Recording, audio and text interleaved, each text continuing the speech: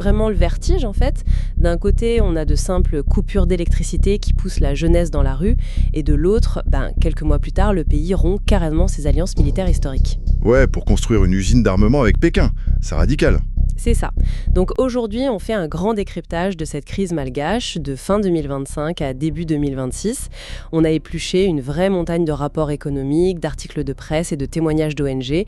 L'idée, c'est de comprendre comment une révolte locale a pu redessiner toute la géopolitique de l'océan Indien. Et c'est vraiment le cas d'école parfait pour ça.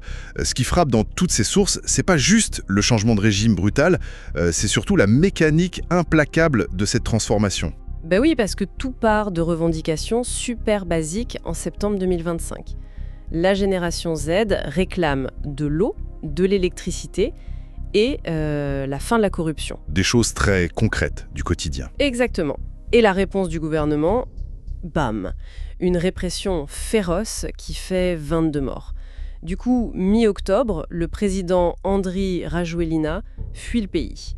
Et le détail un peu lunaire, c'est qu'il compare sa fuite à l'exode biblique dans les médias. Ah oui, soi-disant pour éviter le chaos. Voilà. Mais là où je bloque un peu, c'est comment on passe d'un président en fuite à une transition militaire directe. Les institutions ne sont pas censées prendre le relais normalement. Alors, en théorie, oui.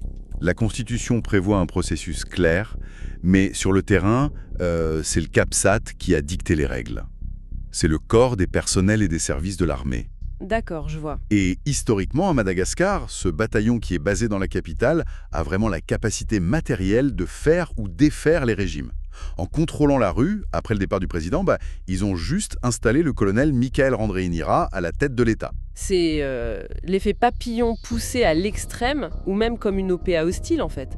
Le conseil d'administration, donc les militaires, profitent d'une fronde des petits actionnaires pour éjecter le PDG et prendre les commandes en ignorant le droit. C'est une super analogie. Et tu sais ce que fait ce nouveau conseil d'administration dès qu'il prend le pouvoir, sous le nom de refondation? Il signe immédiatement de nouvelles fusions avec des puissances rivales. C'est-à-dire? Le nouveau régime expulse les coopérants militaires français, ils accusent Paris en coulisses d'avoir exfiltré l'ancien président, et ils pivotent drastiquement vers l'Est. D'armement et font venir des instructeurs russes. Ouais, c'est tout à fait ça. Mais c'est pas de l'indépendance ça, c'est juste changer de propriétaire. Pourquoi faire un choix aussi radical? Parce qu'en fait, il ne s'agit pas du tout de souveraineté nationale, mais de la survie du régime.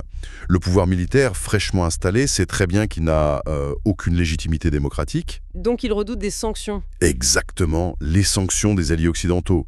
Se tourner vers la Russie ou la Chine, ça offre un parapluie diplomatique immédiat, sans aucune condition sur les droits humains, et surtout un accès hyper rapide à du matériel militaire. Donc, au lieu de réparer le réseau électrique qui a causé la chute du gouvernement précédent, leur priorité, c'est de s'armer pour pas se faire renverser à leur tour, quoi. Le calcul est clinique, et les documents économiques montrent bien les dégâts.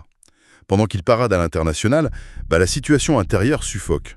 La Banque mondiale prévoit une inflation à 8,3% pour 2026. Ah oui, c'est énorme. Et la pauvreté se creuse. Sans parler du verrouillage politique massif qu'on voit dans les rapports.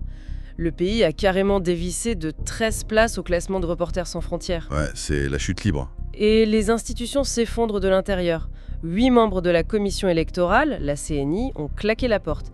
Et le pire, c'est ce nouveau gouvernement, nommé en mars 2026, qui est dirigé par l'ancien patron des renseignements financiers, le Samifin. Vraiment accablant là-dessus. On est passé d'une révolte pour le pouvoir d'achat à un État policier. Les jeunes militants, comme Robert et Rova, qu'on a lus, se sentent totalement trahis en fait. C'est clair. Dès le mois d'avril, les manifs étudiants ont repris et les arrestations avec.